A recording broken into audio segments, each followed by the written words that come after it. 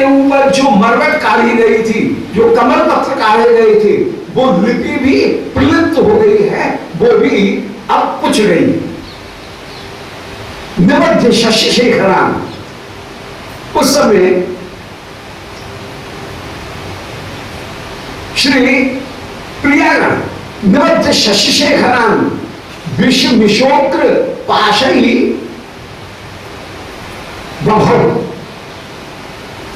श्री प्रियाओं के श्री अंग पे जो अपूर्व महादेव विराजमान हैं, उन महादेवों को जहां अपने अलकों के द्वारा ही आवृत करती हुई विराजमान हो रही हैं। निबद्ध शशि शेखर, शशि शेखर माने शिव, श्री अंग में जो अपूर्व शिव विराजमान है, उन युग्म शिवों को अपने अलकावली के द्वारा ही आवृत करती हुई निबद्ध शशि शेखरान, उनको आवृत करके किमिति उस समय विराजमान हो रही है। निबद्ध शशि शेखरान विश्व शोक्र पाशई, विश्व कहते हैं कमल नाल, कमल नाल के समान जो पाश, उससे श्री शिव स्वरूप जो विराजमान है, उनको आवृत करती हुई, उनको बांधती हुई विराजमान है। अर्थात अपनी भुजाओं के द्वारा ही स्वस्तिकाकार स्वरूप धारण करके जो विराजमान है। भुजा हो गई कमलनाथ, उनके द्वारा महादेव शिव स्वरूप जो विराजमान है, उनको आवृत करती हुई जो अपूर्व रूप से विराजमान है। तो निबद्ध शशि शेखरान विश्व विशोक्र पाशई बभो, बभो माने सुशोभित होकर के विराजमान हो रही है।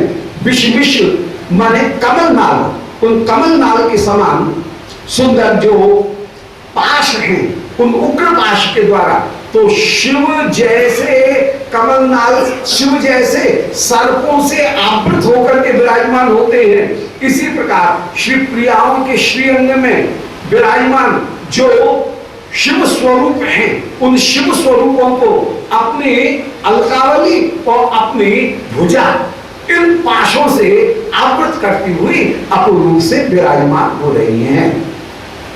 अनंग प्रसन्न सा नखल पद्मनी समृद्धि। तो आज वहां अनंग प्रसन्ना माने कामदेव की जो सेना है, वो कामदेव की सेना इसमें अपूर्व विजय को प्राप्त करती हुई विराजमान हुई है। परंतु इतना होते हुए भी नखल पद्मनी समृद्धि, गोपियों का समूह तो भयभीत ही हो रहा है। यद्यपि श्री प्रियाओं ने आज महादेव को भी वशीभूत कर लिया है, बांध करके रख लिया है, परंतु फिर भी प्रिया मन ही मन में डर रही। और वो जो कामदेव है, वो कामदेव जैसे आज विजय प्राप्त करते हुए विराजमान है। अब यहां पर एक भाव है कि शिव और कामदेव ये दो विरोधी हैं। तो जल के युद्ध में आज कामदेव ने शिव से अपना बदला ले लिया, ये भाव।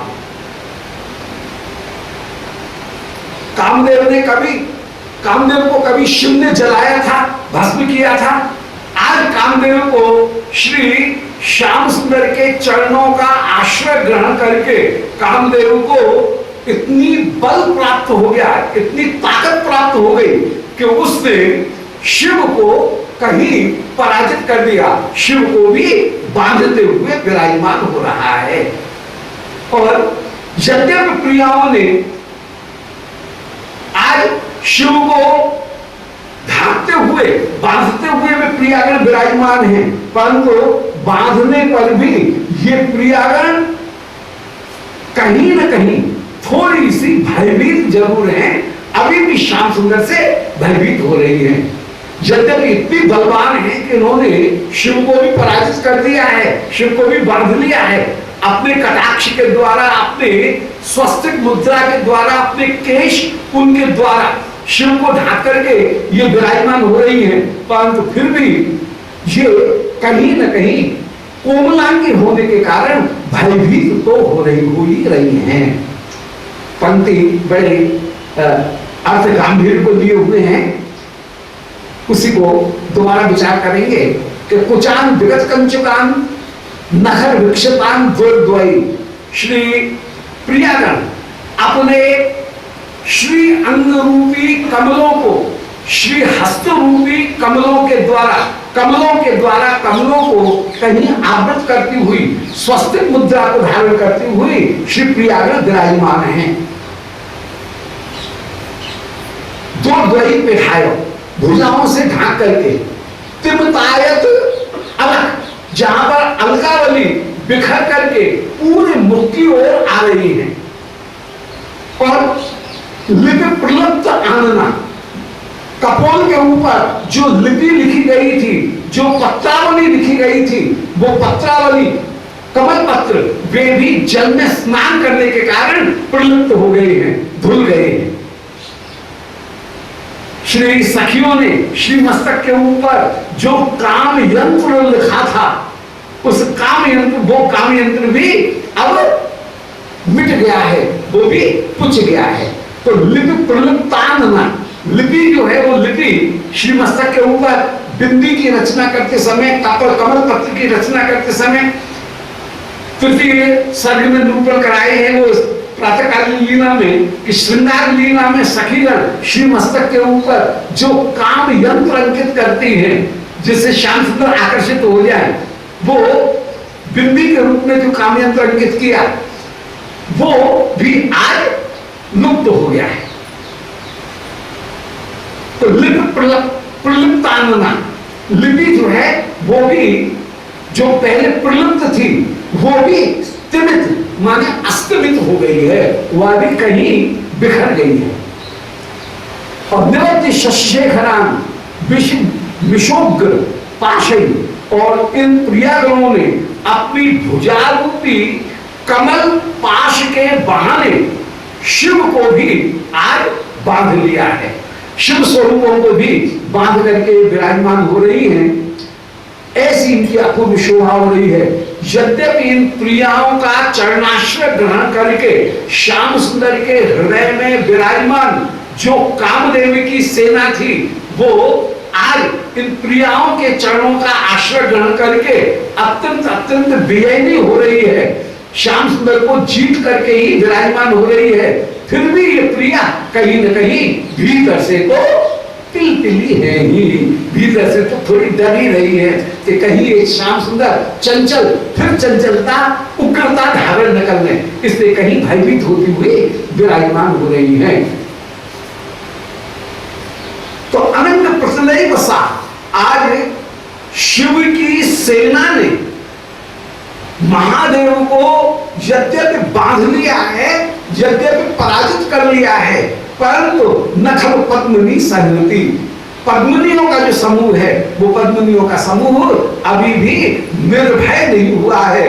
उनके हृदय में कहीं न कहीं थोड़ा सा भय, जो किशोरी गणों में स्वाभाविक रूप से विराजमान नारी स्वभाव की स्वाभाविक सहजता के कारण विराजमान जो भय का भाव है, वो भय का भाव अभी भी शिव प्रियागणों के हृदय में विराजमान है। तो नखल पद्मिनी संहति, तो अनंत प्रश्न सा, अनंत प्रतिमा ने यद्यपि शिव को बांध लिया है, परंतु फिर भी ये पद्मिनी संहति नखल इनको बांध सकने में समर्थ नहीं हुआ है, अर्थात ये अभी भी भय से युक्त होकर के विराजमान है। पद्मिनी गणों को तो भय की प्राप्ति हुई है। अनेन गत नीतिना किमिति नंदे न खेल, श्री विशाखा जी बोली कि अरे नंदी मान नांदी मुखी, अरे नांदी मुखी अनेन गत नीतिना, खबरदार अपने इस मित्र को रोक दे, अपने सखा को तू रोक दे। अनेन गति नीतिना किमिति, ऐसे नीति का जहां पर त्याग कर दिया गया, जिस खेल में कोई नियम नहीं है, ऐसे खेल को हम नहीं खेलते हैं। नियम बनाकर के खेले तब तो खेलने का एक सुख है, और यहां पर गति नीति ना, नीति का त्याग करके यदि कोई खेलेगा तो ऐसा खेल कौन खेलेगा? तो अनेक गति नीति ना, ऐसे अनीति युक्त क्रीड़ा, इसको रहने दे, रहने दे। अनेक किम, इस गति नीति नियम विहीन अनीति युक्त इस खेल को खेलने से क्या लाभ? अनेक किम कृतम, किमिति, इस खेल से क्या लाभ? ये किम शब्द जो है उसके योग में यहां पर तृतीय विभक्ति निषेध के अर्थ में है। अनेक गति नीति ना किम, इस नीति रहित खेल से हमको क्या लाभ मिलेगा? क्या लाभ मिलेगा? यह अलग के योग में किम शब्द का प्रयोग है। नांदी न खेलती अभू निकट बल्लभी, जान गई हमको पता नहीं था कि तू बन तो रही है हमारी सखी, परंतु तू हमारी सखी नहीं है, तू तो हमारी शत्रु है। ये सखी गणों की आपस में प्रेम युद्ध में, प्रेम आक्षेप में ये वचन है कि तू,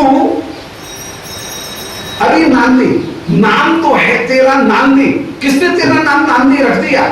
नांदी तो उसे कहते हैं जो आनंदित करे, परंतु तू आनंदित करने वाली नहीं है, तू तो निर्वृत बल्लवी, तू तो मृत्यु स्वरूपा बन करके ही विराजमान हो गई है। निवृत्ति माने मृत्यु, निवृत्ति माने कहीं विरोध, शत्रु, तू शत्रु होकर के ही विराजमान हो गई है। तो निवृत्ति कहते हैं शत्रु को, निवृत्ति माने बदला, तू तो मूर्तिमान बदला लेने का स्वरूप होकर के ही विराजमान हो गई, माने शत्रु स्वरूप होकर के ही विराजमान हुई। तू नांदी नहीं है, आज से हम तुझे नांदी आप कैसे कहें? नाम रखा है नांदी, तो नांदी बनने का कार्य करना चाहिए था, पर तू तो निवृत्ति का काम कर रही है, माने बदला लेने का कार्य कर रही है, अपने नाम के अनुसार काम कर। अनीति निकट बलजोरी, तू शत्रुता की लता होकर के ही विराजमान है। उदितया तया यौवतई, ऐसा यौवतई उदितया, जब सखियों ने ऐसा कहा तब तया वे श्री नांदी मुखी जी उत्तर देती हुई कह रही हैं। दोबारा सुनने कि अनेक गति नीति ना की नीति, हमको ऐसा नीति त्याग किया हुआ अनीति युक्त खेल नहीं खेलती हैं। अरे नांदी, इनको तू खिलाती हुई, तू तो हमारे सामने शत्रुता की लता बन करके ही खड़ी हो गई है, निवृत्त बल्लरी तू हो गई है। इति उदितया तया यौवतई, उस ऐसे ही जब यौवतई माने सभी सखियों ने श्री नांदी मुखी जी से कहा, उस समय श्री नांदी जी उत्तर देती हुई कह रही हैं कि अरे सखी नाना, श्याम सुंदर तो बड़े धर्मात्मा हैं, अनीति मकरो कथम गिरधरो, श्याम सुंदर कभी अनीति कर ही नहीं सकते हैं। भाई वे तो खेल खेल रहे हैं, अब खेल में तुम पराजित होगी, इसमें क्या बात है? तो अनीति मकरो कथम गिरधरो, गिरधर उनने वे क्या अनीति करेंगे? और श्याम सुंदर से बोले, हे श्री श्याम सुंदर, हे गिरधर, अनीति मत करो। देखो सब गोपी कह रही हैं आप अनीति कर रहे हो, आप ऐसा तो नहीं कर रहे हो, अनीति मत करो, अनीति मत करो, अनीति मत करो, तुमने अनीति क्यों की? ऐसा श्री श्याम सुंदर से भी कह रही है कि अनीति मत करो कथम गिरधरो, हे श्री श्याम सुंदर आपने अनीति क्यों की?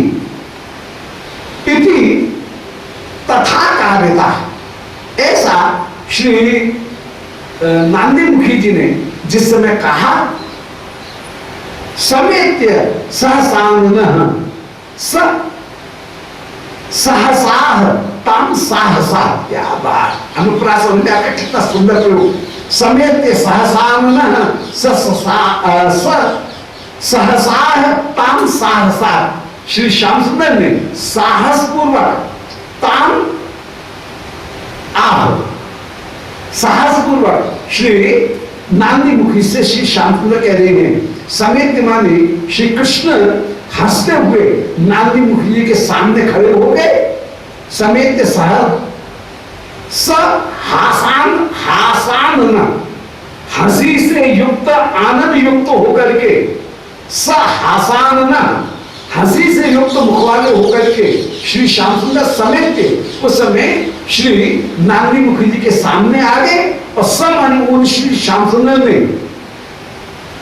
सहसा आहो तुरंत ही कहा भी कैसे सहसा साहस पूर्वक सहसा कहा। तो समेत सब हासान न हंसी से युक्त मुख वाले होकर के सहसा उन श्री श्याम सुंदर ने साहस सहित उनसे कहा। तो सह सह सह इसका अनुप्रास अपूर्व रूप से विराजमान वर्ण साम्यम अनुप्रासा। अनुप्रास का लक्षण वर्णन किया कि जहां वर्ण की समानता हो उसका नाम अनुप्रास। यहां पर अनुप्रास अलंकार प्रकट हो रहा है। तो समेत सब हसान न हास्य से युक्त मुख वाले होकर के श्री श्याम सुंदर ने उस समय श्री नांदी मुखी जी से साहस पूर्वक कहा। दोबारा सुने। अनेक गति नीतना किमिति सारी गोपी बोल रही हैं कि अरे नांदी ऐसी अनेक युक्त लीला क्रीड़ा से हमको क्या करना, हम नहीं खेलती हैं ऐसे अनेक युक्त क्रीड़ा को, ऐसे खेल को। और तू न खेले, तूने इस खेल में हमको प्रवृत्त करा करके तूने नांदी बनने का काम नहीं किया है, बल्कि तूने तो निवृत्ति बल्लरी का काम किया है। तूने तो शत्रुता की लता का कार्य किया है, शत्रुता की लता होने का कार्य तूने यहां पर किया है। तूने ये नांदी तो वो जो कि आनंदित करे, और तूने शत्रुता का कार्य हमारे सामने किया है। तू नांदी नहीं है बल्कि तू निवृत्ति लता है। एक अलंकार होता है, उस अलंकार का नाम है अपनमूर्ति। प्रकृतम यन निश्चित उसका लक्षण वर्णन किया है कि प्रकृतम यन निवृत्त्यान्य स्थाप्यते सा ह्यपनमूर्ति। जहां पर प्रकृति का निषेध करके अन्य की स्थापना की जाए वहां पर होता है अपनमूर्ति अलंकार। यहां पर प्रकृत नाम क्या है, नांदी मुखी, उसका निषेध करके सखीगण स्थापना कर रही है। तू नांदी मुखी नहीं है बल्कि तू तो निवृत्त बल्लरी है। तेरा नाम निवृत्त बल्लरी होना चाहिए। तेरा नाम तो शत्रुता की लता, शत्रु लता, ये तेरा नाम होना चाहिए। किसने तेरा नाम नांदी मुखी रख दिया? तो प्रकृतम यह निषिद्धान्य स्थाप्यते सा ह्यपनमूर्ति। प्रकृति का निषेध करके जहां अन्य स्थापना की जाए वो अपनमूर्ति अलंकार है। उसी अपनमूर्ति अलंकार का प्रयोग करते हुए किसने कह दिया तू नांदी मुखी है? तू तो शत्रुता की लता है। ऐसा जिस समय कहा उस समय श्री नांदी मुखी सखियों की ओर से मिलकर के श्याम सुंदर से कह रही कि अनीति मकरो कथम गिरधर। हे गिरधर, आपने क्यों अनीति की? आपको तो अनीति नहीं करनी चाहिए थी। ऐसे झूठ मूठ श्याम सुंदर से ये सखियों की ओर से भाष कर रही है और कह रही है अनीति मत करो। ऐसा कहने पर समेत सब हसाना श्री श्याम सुंदर उस समय हास्य से युक्त मुख वाले होकर के सामने आए और सहसा आहो, साहस पूर्वक उस समय सहसा तुरंत ही बोल पड़े कि मयाद्य जैना पण ग्रह कृते गतस्य स्फुटम सुवर्ण नलनावली मलिविरावृतां जिघ्रता रथांग मिथुनम तथा कलयुगेन खेदावशात् वृक्ष्य दत्त कथम कथय कोपराधो भवत्। शास्त्र के लिए अजी वाह, ये अच्छी बात हुई। हमने जब दाव जीता है तब तो हम इस श्री राधा कुंड में आनंद पूर्वक क्रीड़ा करेंगे ही। ममाद्य जैना, हमने जब विजय प्राप्त की और पण ग्रहे गतस्य, और जब हमने पण ग्रहे गतस्य अपना दाव प्राप्त कर लिया, क्योंकि ये दाव पहले ही कौंदी ने स्थापित किया था कि जो हारेगा उसके आभूषणों को छीन लिया जाएगा और उसे पाश में बांधा जाएगा, ये शर्त पहले ही तय हो गई थी। तो हमने तो विजय प्राप्त करने के बाद में अपने पण ग्रहे, अपने उस दाव को हमने ग्रहण किया है। पर ग्रहे गतस्य स्फुटत सुवर्ण नलनावली अलिभिरावृताम जिंघ्रता, तो हम तो आनंद में युक्त हो गए। जो विजयी होता है वो कहीं सेलिब्रेट तो करता ही है, जो विजयी होता है वो आनंद और उत्सव वो तो मनाएगा ही। तो ऐसी स्थिति में हमने भी सुवर्ण कमलनियों को ग्रहण किया, जिन कमलनियों के ऊपर अलिभि आवृताम भोरागण विचरण कर रहे थे, ऐसी कमलनी को यदि हमने लेकर के और सूंघ लिया हो, इसमें कौन सी बुराई की बात है। आनंद में हम विजयी हुए हैं तो हम तो आनंद मनाएंगे ही। कैसे सुंदर वर्णन, अतिशयोक्ति में कितना सुंदर वर्णन कि श्री प्रियाओं का मुकम्मल तो हो गया कमलनी, और उनमें जल में भीगे हुए स्नान करके जो आई हैं वो केश है, केश जो आ रहे हैं वही हो गए भौरा।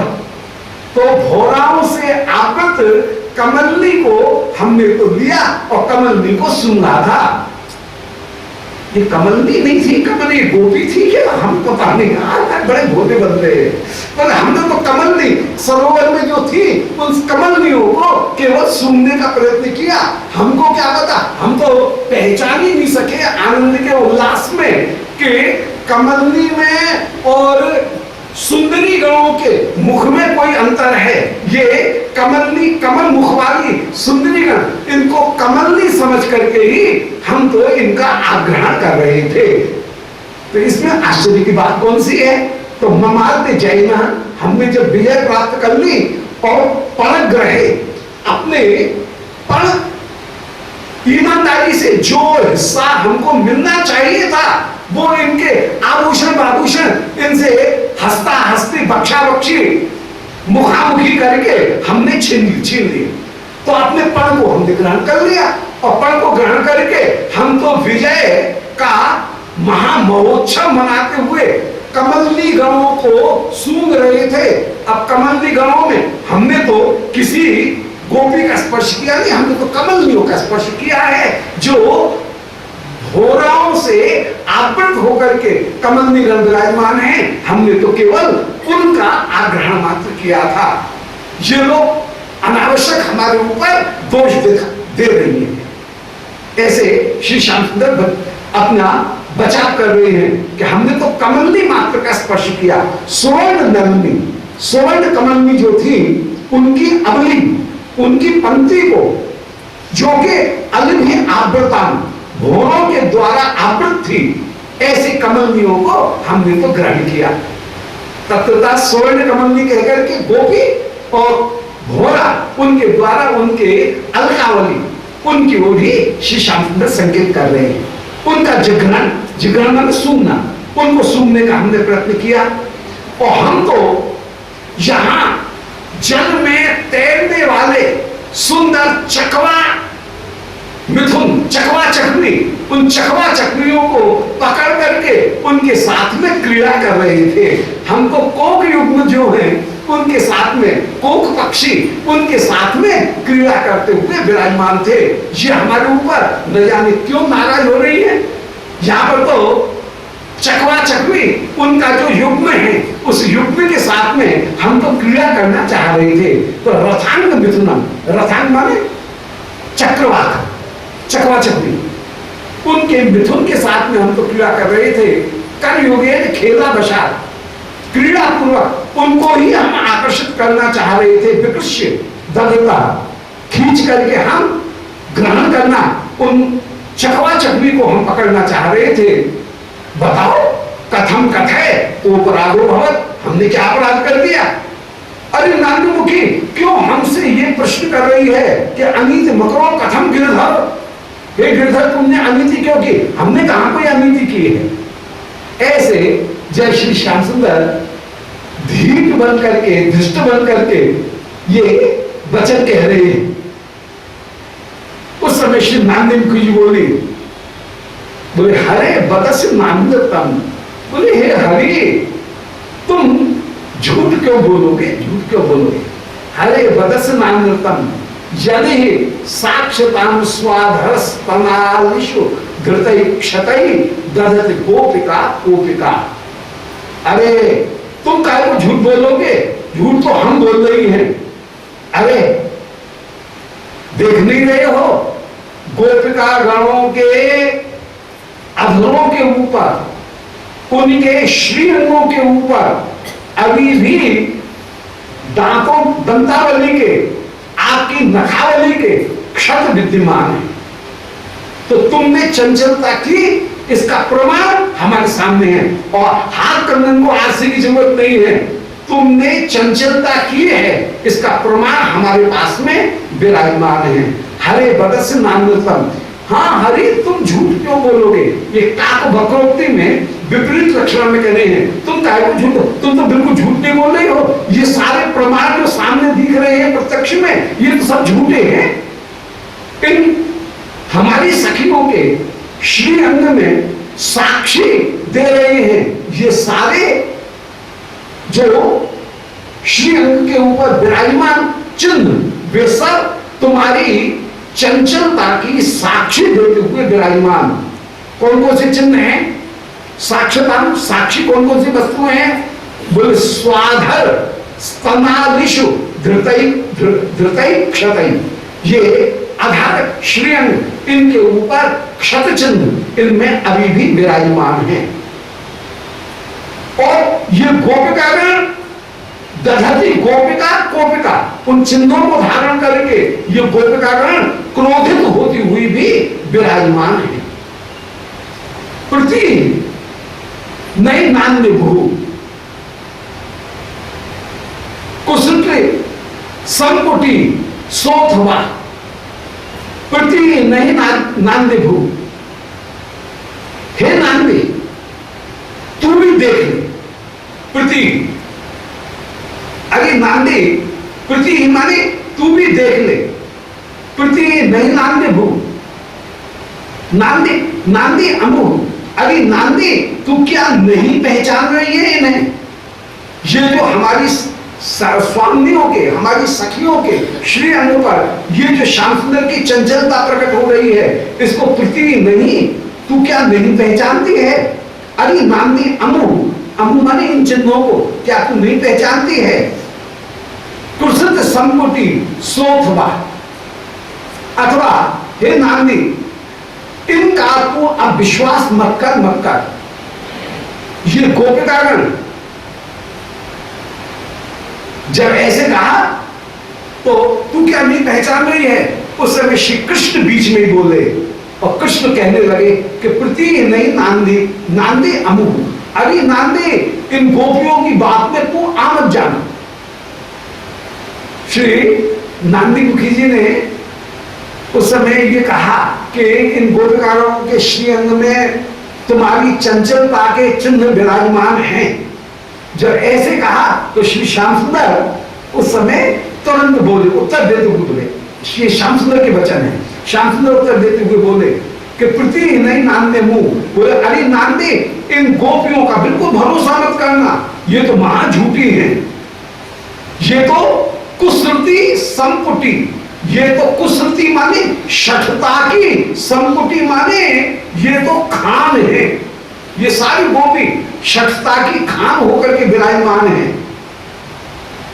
क्योंकि सोथवा कृतोप्य विदिशा मया भयतो मंतो अत्यल्पताम, ये सारी गोपी शठता की खान है। अब सो अथवा नांदी भूजी बोली, वाह ऐसे कैसे होगा? प्रत्यक्ष में कोई प्रमाण होता है? ये गोपिकागण प्रत्यक्ष जो चंचलता तुम्हारी प्रकट कर रही हैं, क्रोध कर रही हैं। श्याम सुंदर कह रहे हैं कि सोथवा कृतो अपि अभिदृशा मया। भाई अनजाने में कभी अपनी वस्तु को लेते समय कहीं कोई खरोच बरोच लग गई होगी, अनजाने में। अभिदृशा मया, हमको जानते थोड़ी थे, अनजाने में यदि कहीं कोई खरोच लग गई है तो कृतो अपि, मानो प्रतिपक्ष परितोषण न्याय से जो विरोधी है उस विरोधी की ही बात मान ले। तो प्रतिपक्ष परितोषण न्याय, एक न्याय होता है कि कुछ देर के लिए चलो तुम्हारी बात ही मान लो, तो मान भी ले कि तुम्हारे शरीर में कहीं खरोंच लग गई है, तो प्रतिपक्ष परितोषण न्याय से तुमको संतोष हो जाए, मान भी लें